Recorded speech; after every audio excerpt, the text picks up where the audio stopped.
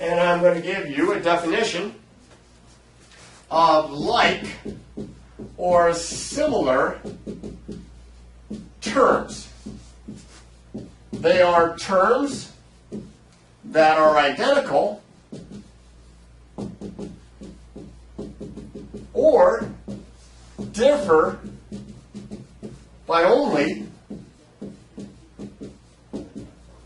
their coefficients, the numbers in front. So, example, 2x, 3x, like terms. They have the same variable. Example, 2x, 3y, not like terms. They do not have the same variable. And a trickier one involving exponents, which we're going to talk about in more detail, 2x and 3x squared. You say, well, these have got to be like terms because they have the same variable x. They're not. This one has one factor of x. This has two factors of x. It makes it different. But we're going to go into that in a lot more detail soon. So what I want to do is I want to be able to combine like terms. So let me take the one that had like terms and let me add them. Let's say 2x plus 3x. Well, here's where the distributive property comes into play, but not by multiplying through, reversing the process, doing the distributive backward. I have a common factor of x in these two terms. That means that if I divide out the x and put it out in front, or in this case on the end, then what remains are the coefficients. You can see that if I was to reverse this and distribute, I get right back to where I started. I'm bringing the x out by doing the distributive property in reverse. Then I add those, and I have 2x plus 3x equals 5x.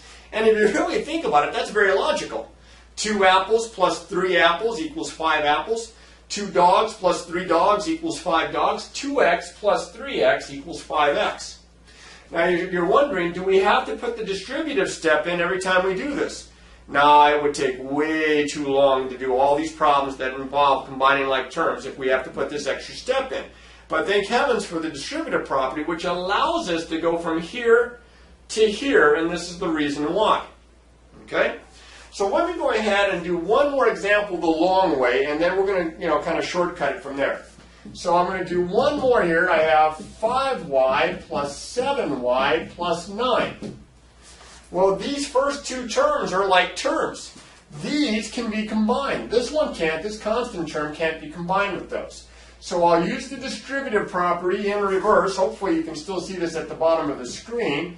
And I have 5 plus 7 in the parentheses. And of course 5 plus 7 is 12y plus 9. I couldn't combine all three terms, but I could combine the like terms. And that's important because, again, I am simplifying the expression. I'm simplifying the expression when I distribute and get rid of parentheses, and I'm simplifying the expression when I combine like terms. So let me get rid of this one more time.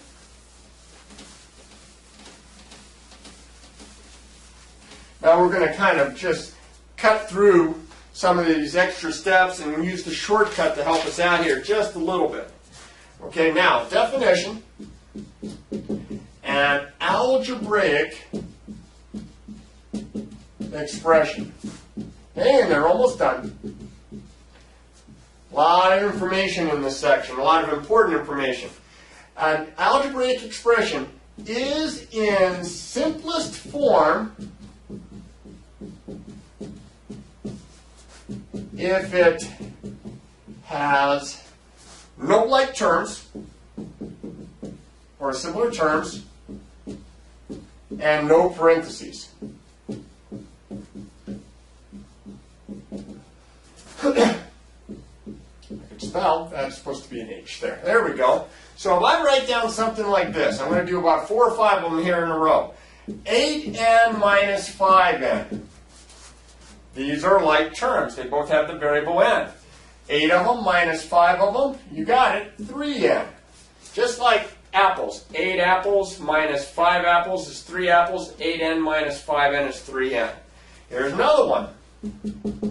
4y minus 2y plus 6. Here again, like terms. It's not always the first two, but in this case it is. I can combine those. 4y minus 2y is 2y, and then add the 6. Now they don't combine anymore because this one doesn't have the variable. It's a constant term, and this one has a variable. Now let's make it trickier. 10k plus 6n minus 5k plus 2n. I have 1, 2, 3, 4 terms. You can tell because terms are separated by plus signs and minus signs. This one and this one are like terms. This one and this one are like terms to each other. So I'll start with the k's. 10k and a minus 5k is 5k.